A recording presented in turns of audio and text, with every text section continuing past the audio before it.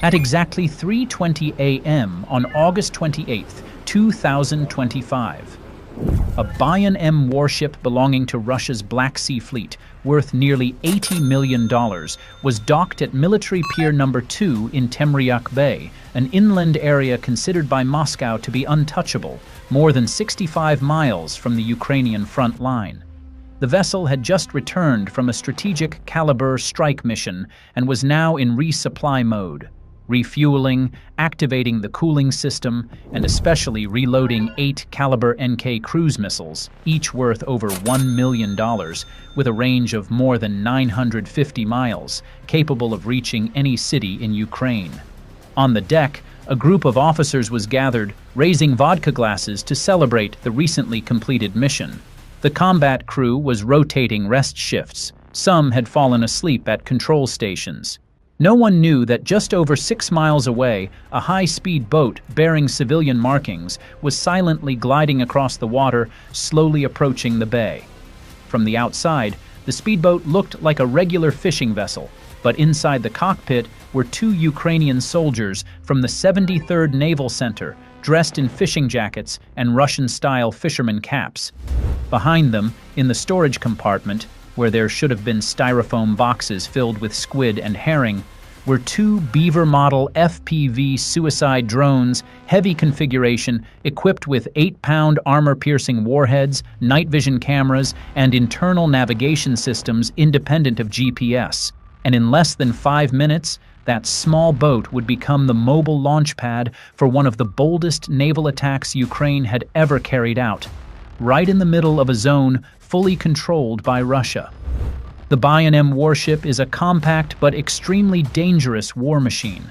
Unlike massive ships that carry helicopters and heavy air defense systems, the Buyan-M is designed for narrow inland waters like the Caspian or Azov, but still capable of striking nearly any target in Ukraine. Each time this ship leaves Temryuk port, considered the cocoon of Russia's Azov fleet, cities like Kyiv, Lviv, or Odessa face new uncertainty. No one knows what the next target will be: a power grid, a fuel depot, or a kindergarten. Ukraine knew this well, and they decided not to wait for the next launch. They would strike first. The defense system around Temryuk port, where the warship was docked, was extremely dense. This was no ordinary port, but a floating air defense fortress. A Panzer S-1 system, specialized in intercepting UAVs and cruise missiles, 2 Podlet K-1 radar stations on active duty 24/7. This meant every layer of armor was active. Any unknown object that appeared would be shot down almost immediately. And so, the Russian Navy believed Temryuk Bay was a steel nest, where no UAV could get close. But that was a fatal mistake, because Ukraine had calculated the exact timing and chosen a method the enemy wouldn't expect: skimming the sea surface, the radar blind zone, a gap so narrow it seemed harmless. But from that very place, death approached silently, with the weapon Russia least expected: a UAV costing just 1/500th of a Kalibr missile. At exactly 3:27 a.m., when the boat was just 3 miles from the target, right on the outer edge of Temryuk port's surveillance ring, the 2 Ukrainian soldiers in the cockpit moved quickly. They removed the gray camouflage tarps covering the back compartment. From beneath, 2 FPV drones emerged. Each drone was about 4 feet long, with a wingspan of 5.5 feet, the body made of fiberglass composite, ultralight, low thermal signature, matte gray to blend in with the sea. As soon as everything was ready, the 2 soldiers pulled the safety pins, activated the internal navigation modules, and pressed arm and release. The 2 UAVs were deployed using an independent dual strike model, 2 approach vectors, 2 separate targets, fully synchronized in time and tactics. The first, codenamed Hram, Thunder, controlled by the primary group, was programmed to fly directly toward the surveillance radar tower to disable the main radar system, temporarily blinding the Russian warship. The second, codenamed Vidplata, Retribution, operated by HUR Special Operations Forces, would follow from a 30-degree offset on the right flank and strike the Kalibr missile launcher amidships, which held all 8 Kalibr-NK cruise missiles. If Hrom succeeded in blinding the radar, Vidplata would have the chance to pierce the final armor layer and strike at the heart of the warship, where not only the missiles were stored, but also the fire control command center. At exactly 3:29 minutes and 12 seconds AM, the first UAV was pushed off the launch rail at the stern of the boat. In just 3 seconds, the high-speed electric propeller activated, the UAV accelerated and took off, flying just above the water's surface. The second drone followed 40 seconds later. Both UAVs flew approximately 200 feet apart, at an altitude of no more than 7 feet, low enough to slip beneath the scanning angles of the Podlet and Pantsir radars. From that moment on, the boat had completed its mission. Everything that followed was entirely in the hands of 2 unmanned killing machines, guided by internal navigation algorithms, inertial sensors, and infrared cameras. Inside a control bunker near the city of Zaporizhzhia, a UAV operator from the primary unit stared intently at a black and white FPV screen. Everything around him was dead silent. Only the dim glow of the monitor illuminated his tense, motionless face. The radar tower loomed on the screen, a near-perfect target. The operator held his breath. The Hrom drone was closing in, just a few hundred feet to go. The distance readout showed 950 feet, then 800, then 650. Still no reaction from the Russian vessel. Its radar kept rotating, unaware of the incoming threat. The operator tightened his grip on the control stick. The countdown began. 5 seconds. 4, 3. In that instant, everything went still. At exactly 3:31 minutes and 25 seconds AM, a bright flash erupted directly on the main radar mast, followed by a white plume slicing across the deck. Flames burst out on both sides like massive welding torches. Shrapnel scattered, splashing into the sea like fireworks. Just 0.7 seconds after Hrom struck, the entire surveillance and navigation system of the Buyan-M simultaneously shut down. The main antenna was ripped from its rotation shaft and flung across the deck. The signal transmitter shorted out, sending sparks into the equipment compartment. The explosion's heat singed auxiliary sensor clusters. The central data processor, shielded by EMI protection, was completely knocked out. The Buyan-M, once a powerful long-range strike platform, was now in a state of temporary tactical blindness. The ship's commander immediately gave the order, "Run a fast diagnostic on the sensors, possible electronic warfare attack." But the responses were hopeless. Main radar, completely destroyed. Buyan-M now had only one hope of survival. The Pantsir S-1 close-in defense system with an engagement range of 2.5 to 3.5 miles, but it had to be activated manually by the crew. However, after Hrom's strike, the control center had been destroyed and cabin temperatures surged, making it impossible to trigger the support defense system. Part of the composite shell on the command tower was ripped open, allowing sea wind and carbon dust from the blast to pour in. A radar officer was critically injured. A shard from the antenna penetrated the observation window and struck his left chest. Within less than 10 seconds, the entire defense crew was thrown into chaos, losing command capability temporarily. And this still wasn't the end. Now the real threat arrived from an angle no one anticipated. At 3:31 minutes and 25 seconds AM, just 6 seconds after the first strike. From the port side, a small gray object skimmed the surface at nearly 95 miles per hour, heading directly for the Kalibr launcher section amidships. It was Vidplata, Ukraine's FPV drone known as Retribution. Vidplata's target was the center deck, where the 3 S-14 vertical launch system was located, housing up to 8 Kalibr-NK cruise missiles. In the auxiliary control room, a watch officer shouted, "Low-level object approaching, port side," but it was already too late. The radar was down. The optical camera was obscured by burned dust. The Pantsir battery had not been ordered to fire. The command crew was still trying to reboot the system. The Buyan-M was now completely exposed to the second strike.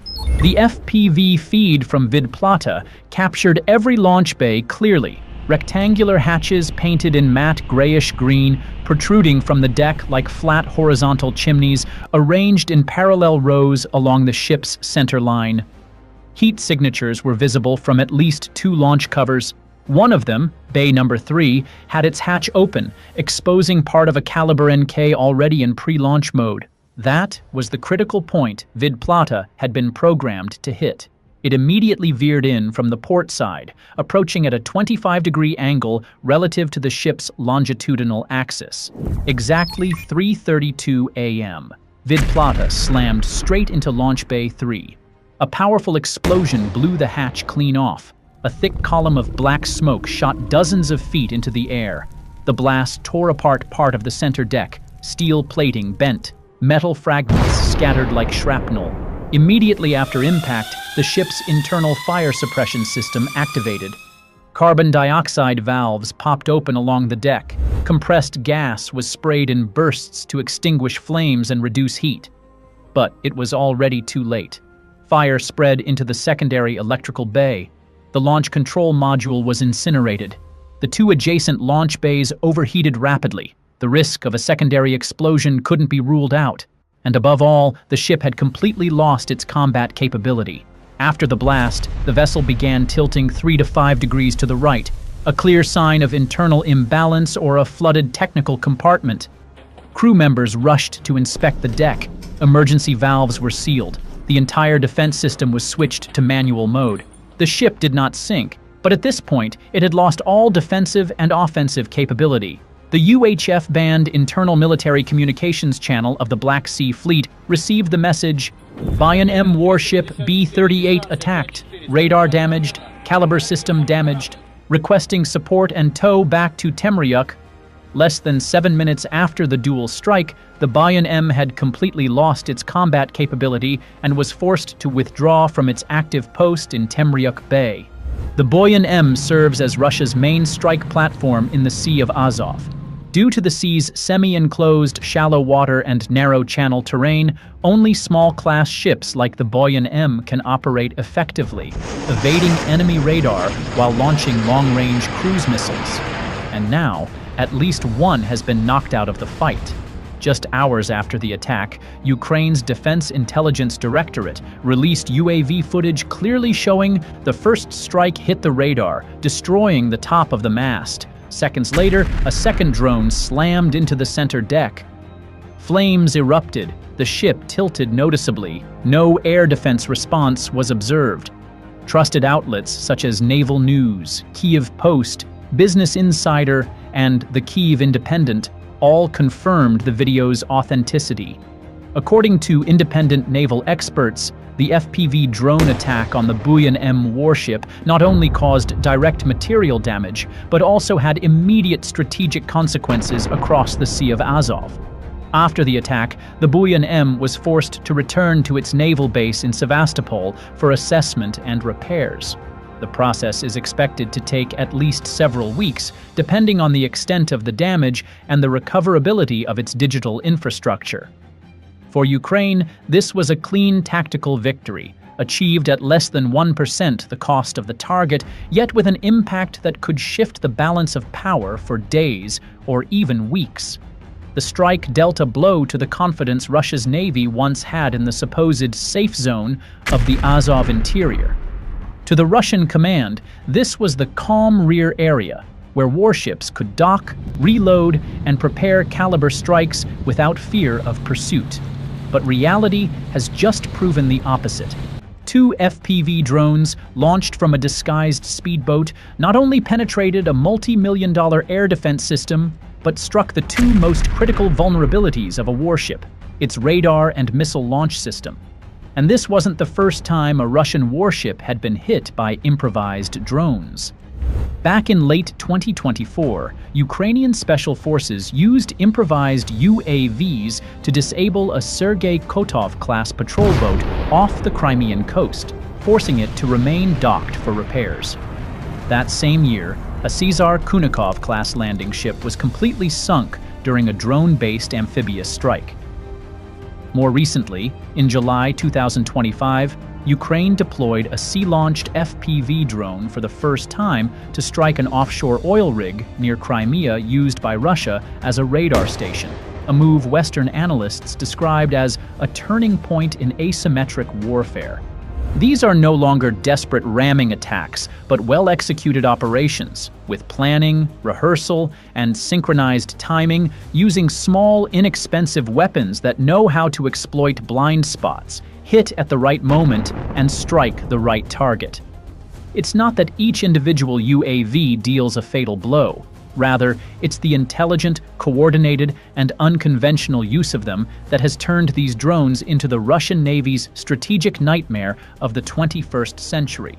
From this point forward, any Russian vessel operating in the area, whether it's a Buyan-M, a Cerna-class, or a logistics ship, must now face the ever-present threat of UAVs that cost less than $2,000 apiece.